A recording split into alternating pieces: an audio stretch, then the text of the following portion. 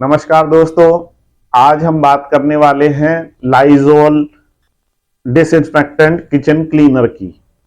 तो आज हम इसके बारे में बात करेंगे कि इसके अंदर क्या क्या इंग्रेडिएंट्स हैं और क्या क्या परसेंटेज में डालकर हम इस तरह का अपना भी मालिक बना सकते हैं।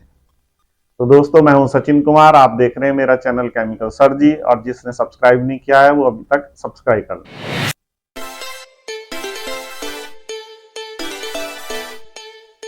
दोस्तों, मार्केट में आजकल एक प्रोडक्ट चल रहा है लाइजोल का, ये डिसइंफेक्टेंट किचन क्लीनर के नाम से। तो काफी लोगों ने मुझे व्हाट्सएप मैसेज किए हैं कि सर इसके बारे में भी कुछ बताओ।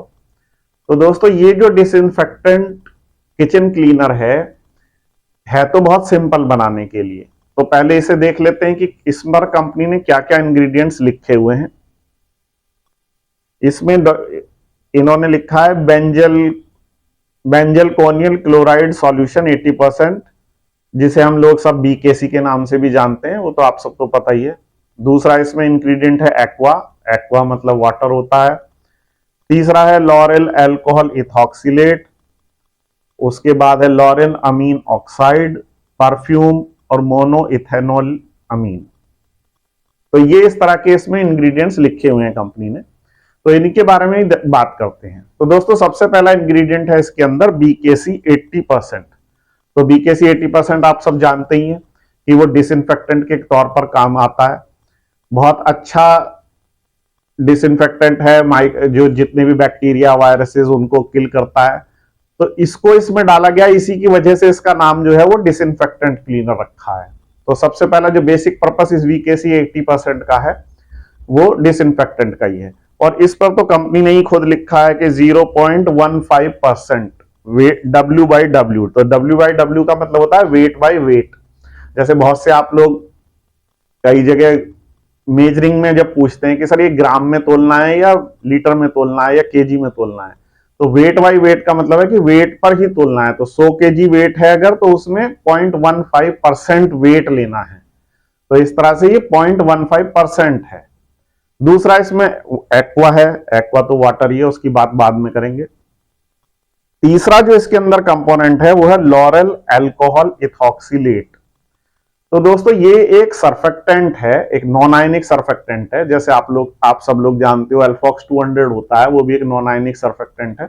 इसी तरह से ये एक अलग कैटेगरी का है, लॉरेल अल्कोहल इथॉक्सिलेट। अब इसमें बहुत सारी जो मॉल कैटेगरीज आती हैं, 7 और आगे तक भी, लेकिन हम जो इसमें यूज कर सकते हैं, कंपनी ने तो लिखा नहीं है, लेकिन आप लॉरेल अल्कोहल इथॉक्सिलेट 7 मॉल का जो आता है, जिसे जनरली LAE7, लॉरेट 7 इस तरह के नामों से जानते हैं कॉमर्शियल में, वो यूज इसमें कर सकते हैं। क्योंकि ये जो लॉरेल अल्कोहल इथॉक्सिलेट है, ये एक बहुत अच्छा सॉल्युबलाइजर है। तो इसमें आप अपने परफ्यूम्स भी सॉल्युबलाइज कर सकते हो, और जितने ये कैटायनिक सर्फेक्टेंट हैं उनको भी बहुत अच्छे से सॉल्युबलाइज करता है। तो जैसे जो बीकेसी की हमने पहले बात की थी, वो एक कैटायनिक सर्फेक्टेंट भी है, तो उसके साथ इसकी कंपैटिबिलिटी बहुत अच्छी है, इसलिए LAE7 को यूज किया है कंपनी ने। अब इसमें हमें कितना यूज करना है? तो दोस्तों, इसकी जो रिकमेंडेड क्वांटिटी होती है वो आप 1 से 2% के बीच में यूज कर सकते हैं। तो आइडियली अगर आप, जैसे मैं कहता हूं 1 से 2% के बीच में, अब आप बोलेंगे कितना करना है, तो आप 1.5% से शुरू करें। तो 1.5% आप इसमें ले सकते हैं। अगला जो इंग्रेडिएंट है वो है लॉरेल अमीन ऑक्साइड, जिसको हम जनरली LAO के नाम से भी जानते हैं।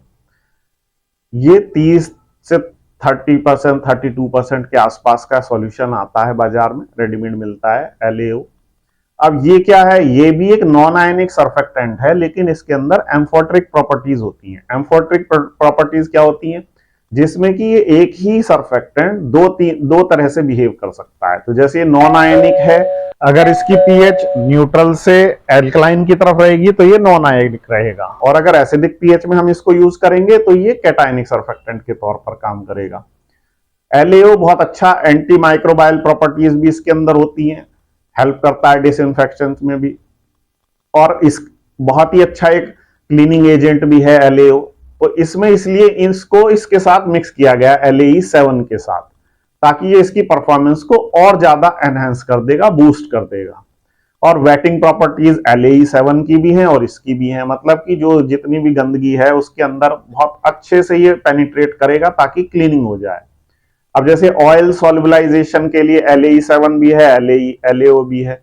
तो जो किचन में गंदगी हो जाती है, ऑयल की हो जाती है थोड़ी, या चिकनाई होती है, तो उस सबको बहुत अच्छे से ये साफ करता है। तो क्लीनिंग एजेंट भी है और डिसइंफेक्टेंट के लिए BKC इसके अंदर यूज किया हुआ है। अगला है परफ्यूम। तो परफ्यूम आप सबको पता ही है कि वो तो आपको क्वालिटी जो जिस तरह की भी आपके पास परफ्यूम है और उसको आपको मिक्स करके देखना है कहां तक आपको वो ठीक लगता है, उसी तरह से उसकी क्वांटिटी उस पर डिपेंड करेगी। उसकी परफ्यूम की कोई फिक्स क्वांटिटी नहीं बता सकते कि कितनी करनी है। अभी अच्छा, LAO की क्वांटिटी कितनी करनी है वो, तो LAO की जो क्वांटिटी करनी है, अब क्योंकि ये 30% का सॉल्यूशन है तो इसमें कम से कम 1% तो जाए, तो इसलिए हमको ये 3% यूज करना पड़ेगा, मतलब 3 to 3.5% तक। मतलब 100 kg का बैच बना रहे हैं तो उसमें 3 किलो के करीब, 3 से 3.5 किलो। अगला है इसके अंदर फिर लास्ट में है मोनो इथेनॉल अमीन। अब मोनो इथेनॉल अमीन का क्या काम है? मोनो इथेनॉल अमीन का सिर्फ एक काम है कि इस पूरे सॉल्यूशन की पीएच को एडजस्ट करना है। तो जैसे अगर आप इस लाइजोल की अगर पीएच चेक करेंगे तो इसकी जो पीएच आएगी वो 9 के अराउंड आएगी, 9-10 के बीच में।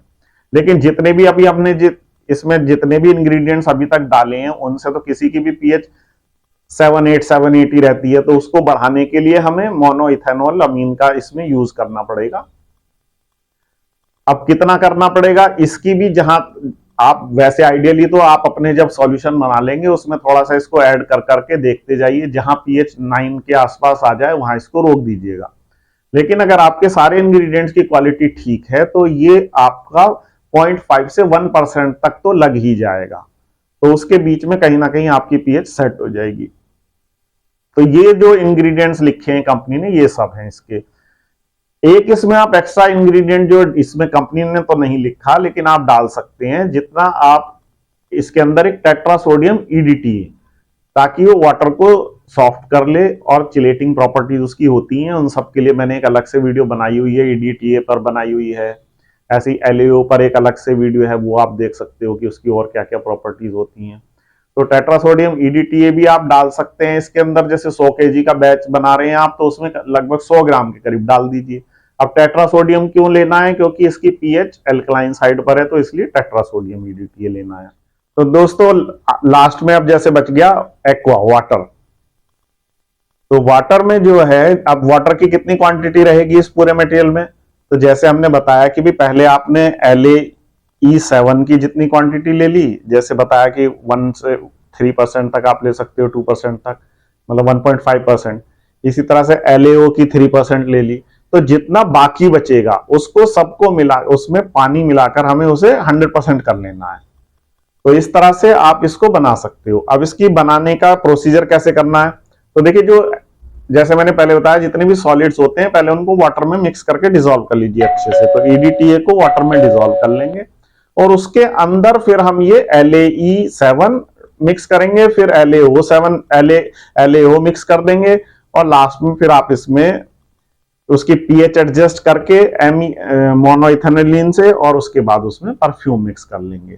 तो इस तरह से आप इस प्रोडक्ट को तैयार कर सकते हैं।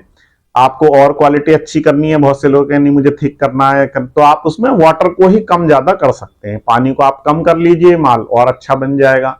वो आपको अपनी कॉस्टिंग के हिसाब से देखना पड़ेगा कि आप बाजार में इसको कितने रुपए में सेल कर पाएंगे, क्या प्राइस में, आपको क्या कस्टमर बेस है, उस हिसाब से आप इसकी क्वालिटी सेट कर सकते हैं, वाटर को कम या ज्यादा करके।